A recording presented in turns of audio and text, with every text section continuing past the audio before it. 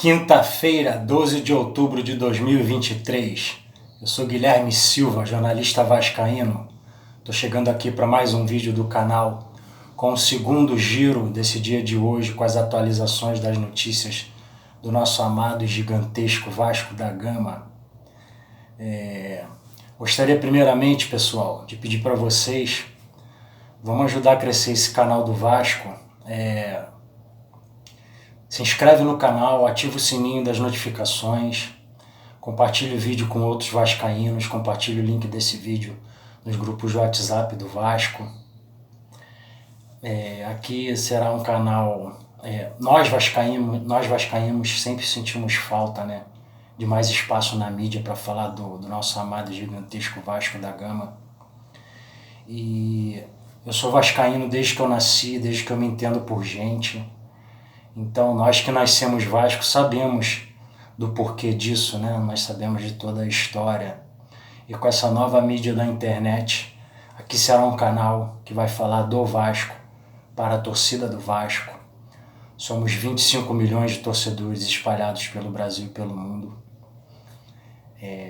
Essa imensa massa do Vasco, a qual eu tenho profundo respeito e também muito orgulho de fazer parte dela. Então, como eu falei, sou Guilherme Silva, jornalista vascaíno. Aqui será um canal feito por um vascaíno, de vascaíno para vascaíno. E eu estou chegando aqui hoje com o segundo giro, né, das atualizações das notícias do nosso Vascão, nesse dia de hoje, quinta-feira, 12 de outubro de 2023. Feriado aí, né? Feriado nacional, dia de Nossa Senhora Aparecida, dia das crianças. Então, pessoal, a notícia que saiu é uma notícia importante, que é o seguinte: Comissão de arbitragem da CBF admite erro em pênalti para o São Paulo contra o Vasco, no jogo do último sábado em São Januário, empate do Vasco em 0-0 contra o São Paulo. Presidente da comissão, Wilson Seneme, diz que Léo não teve a intenção de colocar a mão na bola. Movimento absolutamente natural. Declaração do CNM. Movimento absolutamente natural. Vasco presta queixa formal na CBF. E a notícia segue, pessoal. A comissão de arbitragem discordou do pênalti marcado para o São Paulo, no empate por 0-0 com o Vasco no último sábado. Em São Januário, Na ocasião, o árbitro Braulio da Silva Machado, de Santa Catarina, gravem bem o nome deste senhor, torcida do Vasco. Braulio da Silva Machado, de Santa Catarina, assinalou mão de Léo na área, e o VAR concordou com a decisão. O goleiro Léo Jardim, no entanto, defendeu a cobrança de Wellington Rato. E a notícia segue. Nesta terça, na última terça agora, né, a popular anteontem, né? Hoje quinta, a popular anteontem. Nesta terça, a comissão de arbitragem da CBF divulgou os áudios do VAR e discordou da decisão. Para o presidente Wilson Seneme, Léo fez um movimento natural com a mão e, portanto, a infração não deveria ter sido marcada. Notícia segue, e aí a declaração do Seneme, abre aspas para o Seneme. Na nossa visão, o Léo tem um movimento absolutamente natural. Ele tem esse movimento de estar com o braço para baixo, por mais que seja um pouco afastado do corpo. A pergunta é qual seria a posição natural do braço dele. Não consigo visualizar outro movimento de braço para ele. Se ele estivesse com o braço mais aberto, aí sim configuraria a infração. Ele não tem que estar com o braço colocado ao corpo ou para trás. Esses não seriam movimentos naturais. Ele não sabe o que o adversário vai fazer. Então, esse braço para baixo é aceitável. A grande dificuldade de quem está no campo é a velocidade da bola. Mas a cabine do VAR tem todas as ferramentas para interpretar, disse Wilson Seneme. E a notícia segue. Membro da Comissão de Arbitragem da CBF, Péricles Bassols, concordou com Seneme. Abre aspas para o Péricles Bassols. Ouvindo o trabalho que o VAR fez nesse lance, a gente constata que faltaram perguntas naturais para você achar as considerações. Isso é treinado. O jogador agiu de forma deliberada? O jogador não estava esperando a bola. Não foi uma dinâmica de bloqueio. Foi um movimento natural. Essa pergunta o VAR não fez, assinalou Bassols. Por conta do lance, o Vasco fez uma reclamação formal na CBF. Nesta terça, a popular anteontem, o CEO Lúcio Barbosa, CEO da SAF do Vasco, Lúcio Barbosa, e o diretor de futebol, Paulo Brax, estiveram na sede da entidade da CBF. O clube também questiona um pênalti que não teria sido marcado em Gabriel Peck no primeiro tempo. Então, pessoal, notícia importante, né? Que envolve o presente e o futuro do nosso clube, do nosso amado e gigantesco Vasco da Gama. Esse jogo, particularmente com o São Paulo, esse árbitro Braulio operou o Vasco novamente, é o mesmo árbitro da vitória contra o Atlético Mineiro no Maracanã, que o Vasco vence por 1-0, ao qual ele operou o Vasco naquele jogo. Todo vascaíno lembra, a torcida lembra.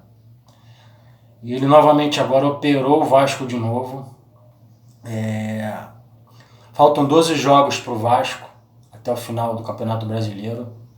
Nosso grande objetivo esse ano é se manter na Série A e com reposições pontuais no elenco na próxima janela para o ano que vem, buscar coisas maiores ano que vem.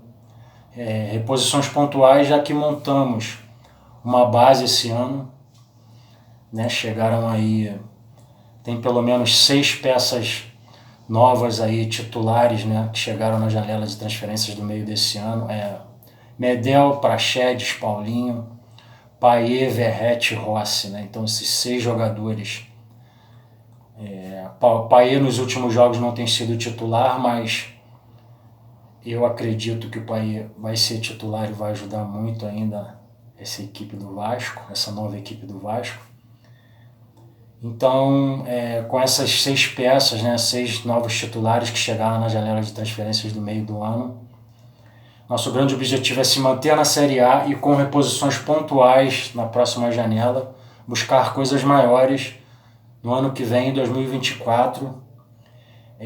Nós vascaínos sabemos que é o nosso verdadeiro lugar, né, do nosso amado e gigantesco Vasco da Gama. E na minha opinião, esse Braulio não pode mais apitar o jogo do Vasco. O que a torcida espera? A torcida não tem como. O papel da torcida é torcer e isso ela faz. Que é lotar todos os jogos, esgotar os ingressos em horas, em dias, lotar todos os jogos, apoiar do início ao fim.